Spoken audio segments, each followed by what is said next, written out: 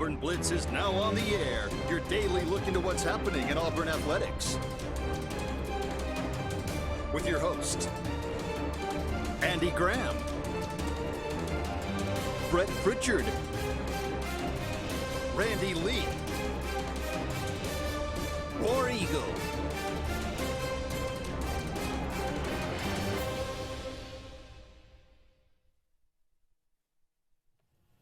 Hello again, everyone, and good Monday afternoon. Welcome into another edition of the Auburn Blitz. I am Andy Graham alongside Caleb Brooks. We'll be with you for the next hour, taking your comments, taking your phone calls, talking about everything going on in the world of Auburn athletics. Thank you so much for all of you out there being with us today. Auburn going to get underway about 2 o'clock, finishing the game from last night as it was suspended by rain and lightning in the area. So Auburn leading UCLA 9-0. This, of course, game 3 for the Auburn Tigers as they were able to win the first two.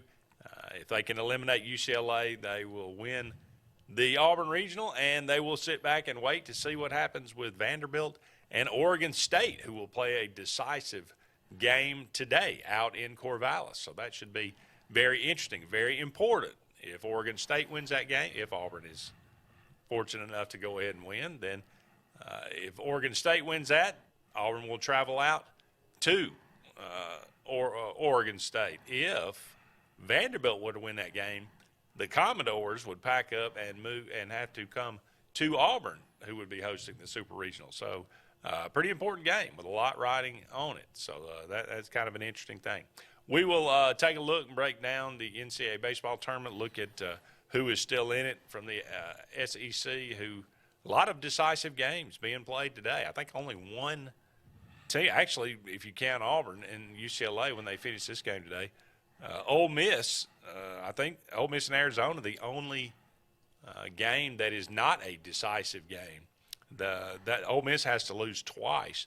They are sitting really good down there in Coral Gables in the Miami Regional. So for an Ole Miss team that started out, I think they were ranked number one in the country at one time, weren't they, Caleb? And had a pretty kind of tough year, able to bounce back and get it done here in the playoffs. So we'll talk about that. Love to get your thoughts. Give us a call, 256-234-6221, or you can dial us up on the Sports Blitz Facebook page. That's Sports with a Z, and comment away. We'll get to as many of those as we can throughout the show today. But, of course, we'll start here. I don't know how much of it you got to watch. There wasn't, obviously the Southeast Louisiana game was not on national TV. It was on ESPN+.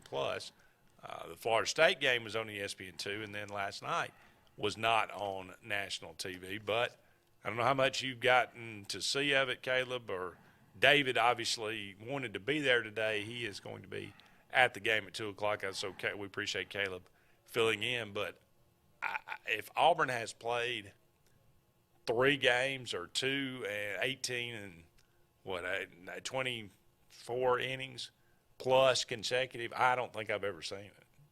Yeah, I mean, I hadn't gotten to watch any of it. I was coaching baseball all weekend. So, yeah.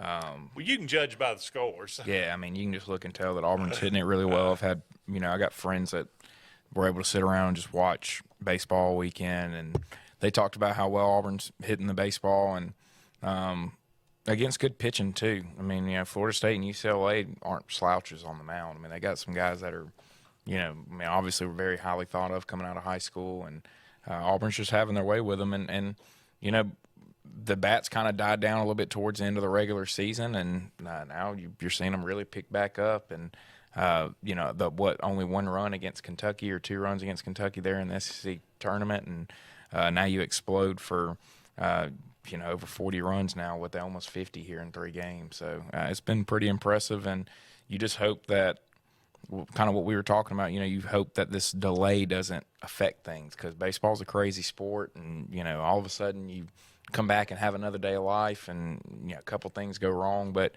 it's going to be very hard for UCLA to overcome a 9-run deficit, and, 3, and I think they got 1 out going into one out at the bottom of 6. Yeah, so they've got 11 outs. 11 outs left. It's going to be pretty difficult. Yeah, it was a best-case scenario, clearly, for UCLA because They had already played a game earlier in the day, and it was essentially a Johnny Holstaff kind of situation against Auburn. Their pitching staff had been spent. This is what happens when you get in the loser's bracket in tournament baseball. So this is kind of the way it's set up now. They will have they got to rest a little bit, and they will get rejuvenated a little bit. But like you said, down to 11 outs, it could certainly. Who'd have thought Arkansas would have came back down 12-0 yesterday? Well, LSU and Southern Miss. Yeah. They last night you get Georgia Tech has a 2-run lead. Had a 4-1 lead, yeah. Had a 4-1 lead, but had a 2-run lead going in the ninth inning. Yeah, you knew they were going to check it. Yeah, but Tennessee, did you think they were going to score 8 or 9 or whatever it was? I mean, no, not that. But you knew, going into the inning, I sat there and looked at my buddy I was like, Georgia Tech's about to blow this. He's like, why? And I said, you can just tell. Like, it's about to happen. Tennessee's about to win this ball. Center fielder, what are you doing? Yeah. He coming up and the ball goes right over his head. The best game of yesterday was Arkansas and Oklahoma State last night. I mean, Oklahoma State jumped up 6-2. Arkansas made it 6-5. Oklahoma State got up 7-5. Arkansas scored 3 in the bottom of the 8th inning to take a 8-7 lead. Oklahoma State then scores 3 in the top of the 9th to go up 10-8. Arkansas answered and scored 2 in the bottom of the 9th to tie it, and then Oklahoma State scored 4 in the top of the 10th and won 14-10. So, and that's after getting down 12-0 yesterday and coming back on Missouri State and winning 29-15, which is incredible. There's been 37 home runs hit in 6 games in Stillwater. Wow. Something's up with the bats.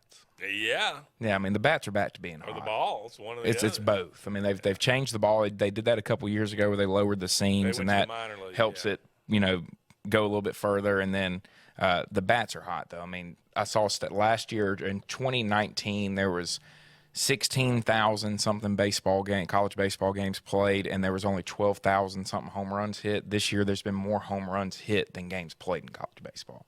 So, yeah, and people have made the argument, well, we're training hitters with launch angle and stuff. Okay, that's great. That has nothing to do with it. The ball's flying out of these parks. I mean, you saw it in Hoover last week.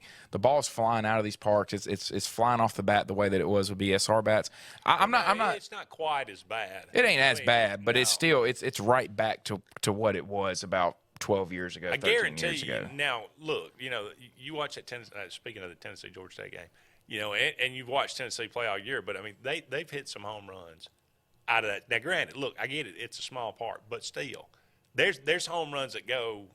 Andy, I had a 15-year-old kid hit one yesterday. Over the wall. I had a 15-year-old kid hit one to right center field that it hit off the end of the bat, and it went out yesterday with the BB Core bat. So and we got him. I mean, that tells you something. But again, I mean, it's not. It's look, I'm old enough to remember Gorilla Ball in the. Yeah. It ain't like that, but you don't have Tim Hudson hitting 20 home runs a year, but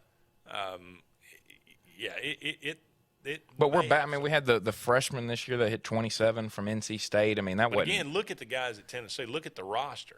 Is it the bats that are juiced, or is it the players that are juiced? Both. It's both. Yeah, Tennessee's on. I don't even want to get started talking about them. How has Greg Sankey not stepped in and said something by now? Hey, guys, y'all are representing our conference, and this is on a national scale. Oh, you think there's something wrong with giving the audience the finger, or the other team the finger as you round first base at a home run? What is going on? Have you ever seen anything like that? No, I mean, I've never, and that's the thing. I am all for having fun playing baseball. You have your people who are like, well, we need something to make it exciting. Disrespecting the other team and acting the way that Tennessee has acted this year isn't the way to make baseball exciting. And me and my brother had the whole conversation about, when you've got people now that are against hitting players when they do certain things. It's like, why am I going to give somebody a free base and stuff like that? But sometimes it's just a message of, hey, my team's not going to put up with that bull crap. My team's not going to allow y'all to just act however you want to act. And I'm not advocating for somebody to throw at them, do any of that. I mean, I think Georgia Tech did it this weekend, or Campbell did it, I think, threw at them after they pimped a home run. But Campbell had also pimped a home run earlier in that game as well. My thing, if you want to have fun, bat flips are fine, all that type of stuff. Like to me, like what Auburn did when they played Tennessee. When the guy hit the home run that night, he didn't do anything right. He flipped the bat up, and the bat hit a bunch of times and rolled over to Tennessee's dugout. I mean, had he thrown the bat at the dugout and all that, then I would have said, you know what, Tennessee was right to be upset with all that. But he didn't. Yeah. When you start disrespecting the other team, like I saw somebody hit a grand slam against Notre Dame earlier this year, and the guy walked 80 feet down the line with the bat and then flips it way up in the air and rounds first, talking crap to the first baseman.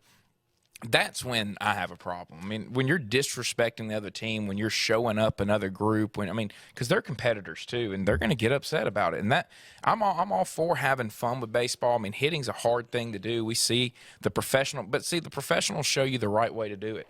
They don't show up the opposing team. They don't round the bases talking crap to Ozzie Albies and Dansby Swanson. They hit it, they flip the bat, they do something, and then they get around the bases. They come home, they do their thing, and they go on. 30, 40 years ago, that guy would have never made it home. Oh yeah. I mean, you do something like that, you would have never made second base. Yeah. So I mean, and again, so you might say, some people would say, well, that's good that's out. Not necessarily.